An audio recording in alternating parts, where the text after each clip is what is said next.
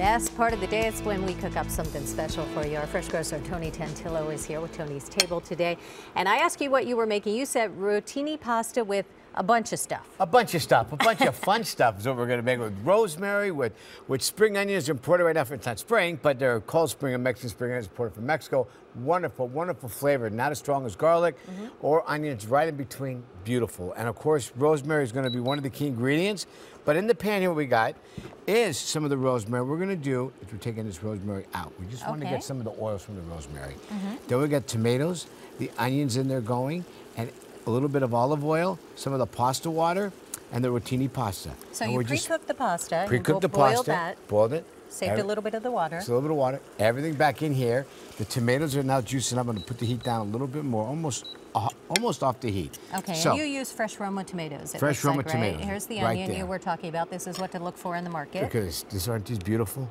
You use all the way almost up to here. Okay. Different flavor profiles and textures. A wonderful, wonderful onion. It has really a nice is. aroma. Yeah. Doesn't it though? When you came over, you go, what am I smelling like? That's what you're smelling right there. So, okay. We're going to do now, I'm going to do a quick little tip on rosemary. I love rosemary in so many different dishes.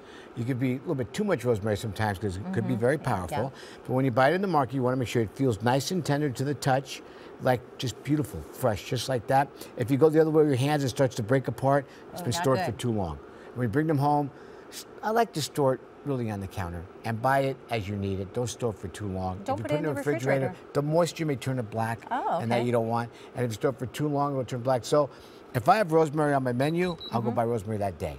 That's the best. A lot of herbs, you know, by the day of to get all those properties, all those flavors. I just got a great whiff of that. Oh, isn't that incredible? So I want you to add some grilled artichokes, marinated grilled artichokes, just right on the top here. You don't have to add all. Just add a couple of them, maybe a couple more. Okay. Perfect. Now I'd like you to add a little bit of parsley to it, and then we'll do some salt and pepper. Okay, get the roast and the parsley. Ooh, this smells nice and fresh too. Doesn't and that's really the key, right? Buy fresh. Yes, it is. And then salt and pepper to touch. Okay. A little pinch of those. Perfect. I like spicy. And just a touch of salt. Just a pinch. A little pinch of salt. Yeah.